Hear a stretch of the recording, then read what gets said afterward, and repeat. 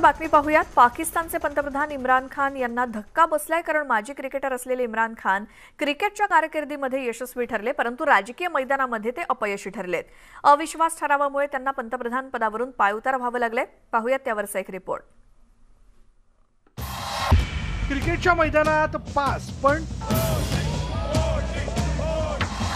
राजकीय मैदानात नापास। पंतप्रधान पदावरून इम्रान खान पायउतार।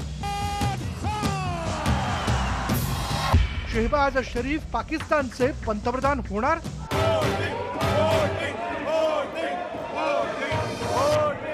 पाकिस्तानच्या संसदेमध्ये झालेल्या हाय व्होल्टेज ड्राम्यानंतर इम्रान खान यांना पंतप्रधान पदावरून पायउतार व्हावं लागले। शनिवारी पाकिस्तानच्या संसदेमध्ये इम्रान खान यांच्या विरोधातील अविश्वास ठराव मंजूर करण्यात आला। 342 सदस्यांपैकी तब्बल 174 सदस्यांनी इम्रान खान यांच्या विरोधात मतदान केले। त्यामुळे अखेर इम्रान खान यांना पाकिस्तानच्या पंतप्रधान पदावरून पायउतार व्हावं लागलं। अविश्वास ठरावाद्वारे पदावरून हटवण्यात येणारे इम्रान खान पाकिस्तानचे पहिले पंतप्रधान ठरले। खूप प्रयत्न केले पंतप्रधान की न सोडण्याचा।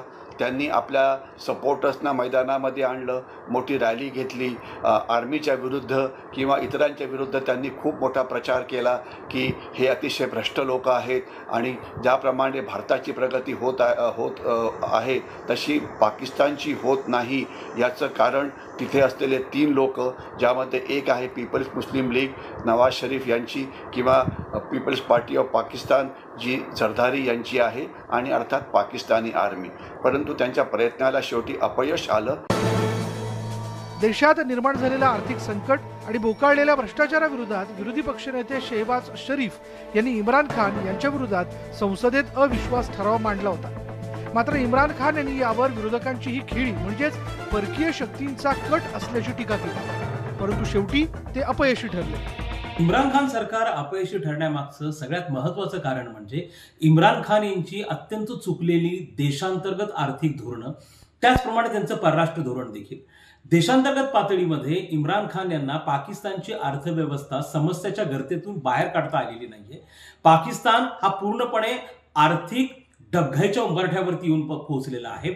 महागाई प्रचंड वाढलेली आहे, गरिबी मोठ्या प्रमाणावरती वाढलेली आहे, लोकांना मोठ्या प्रमाणावरती अनेक आर्थिक समस्यांचा सामना हा करावा लागतो आहे। आणि दुसरीकडे परराष्ट्र धोरण पातळीवरती इम्रान खान यांची अनेक निर्णय ही चुकलेली आहेत।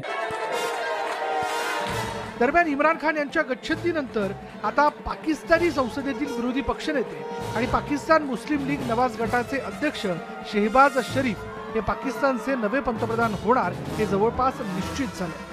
नवीन पंतप्रधान जे आहेत ते निवडले जातील आणि असं वाटतं की पाकिस्तानी मुस्लिम लीगचे जे सध्या मोठे सर्वात मुख्य नेते आहेत शहबाज शरीफ, ते पाकिस्तानचे पुढचे प्राईम मिनिस्टर बनतील आणि मग पुढे 1 वर्ष त्यांची कारकीर्द हे सुरू असेल।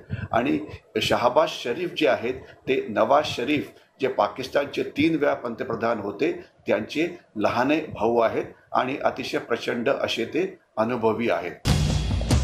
याआधी गेल्याच आठवड्यात इम्रान खान यांच्या विरोधात अविश्वास ठराव मांडण्यात आला होता।